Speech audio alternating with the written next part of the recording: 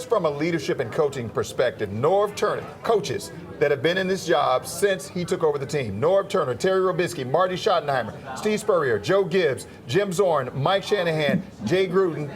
That's before Ron Rivera got here. So this has been consistent, the fact that you've had all of these people come in here and nobody has been able to successfully turn this franchise around. And a lot of people, a lot of fans are fed up and they're saying, okay, well, the reason these people have come in here and they don't stay long and they can't turn it around is because it starts at the top with bad ownership. Guy Lambert, I'll let you take it from there.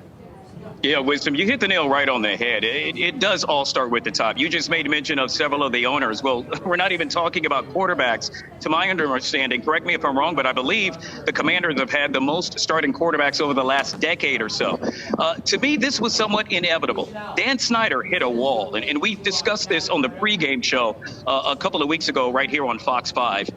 That is, one, in order to build a new stadium, Dan Snyder needed the approval of all the other owners.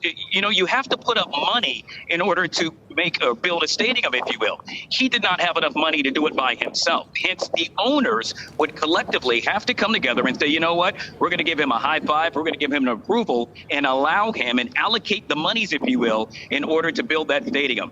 I think what's more important, what we probably have to look at here is that Dan Snyder ultimately is a businessman. And I think what he was most fearful of happens to be these sexual allegations. Now, we've heard about them. We kind of know about them, but they have not been released in detail. And I think that's what he was concerned about.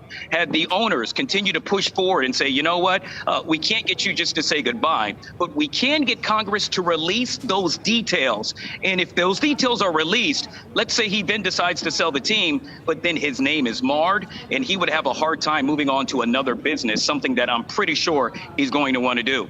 Ultimately, in business, you buy a business to sell a business. Dan Snyder purchased the Washington Commanders for $750 million. Correct me if I'm wrong, but I believe the team is now worth about $7 billion. Ultimately, he's a winner and he keeps his reputation.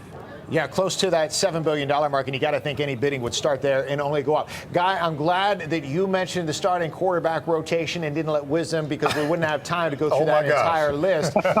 Consistently inconsistent is how I've always referred to this organization, and the process has gone. Real quick, Guy, while we have you, I think you hit the nail on the head on a lot of those instances, and those investigations would not necessarily go away just because he sold the team. Keep that in mind. Sure. But like you said, his reputation as an owner, he could potentially save that.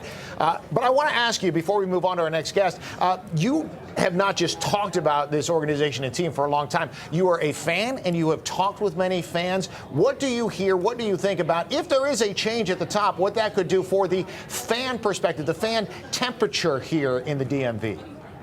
Well, of course, obviously, you know, the fans would be happy. I've said this time and time again, and this is me speaking personally. Dan Snyder doesn't own the team as far as I'm concerned. I'm a fan for life. He just happens to be the owner for now.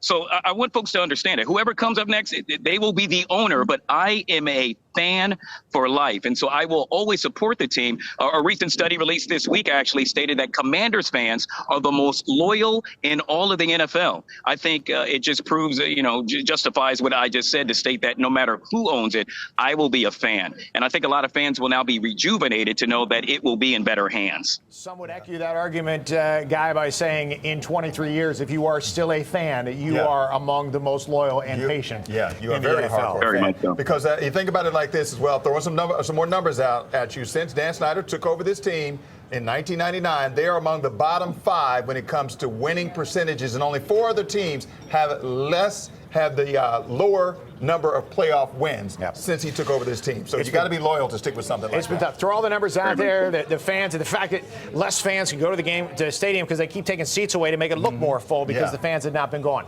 Hopefully that all changes. Guy, thank you very much. Appreciate you joining us. Want to switch on over to Doug Eldridge right now, and Doug's a frequent guest of our show. Doug, with experience as an agent representing athletes, with experience in crisis management from the business perspective. When we talk about a potential sale, Doug, for this organization, which you know very well, there are a lot of moving parts here that you might not have with another NFL being told. That being the baggage of what's been happening behind the scenes, that being a new stadium that's needed one way or another within the next 5 years. Where do you even start with this when you're looking at a financial transaction like this? assets and liabilities, and on the balance sheet, the assets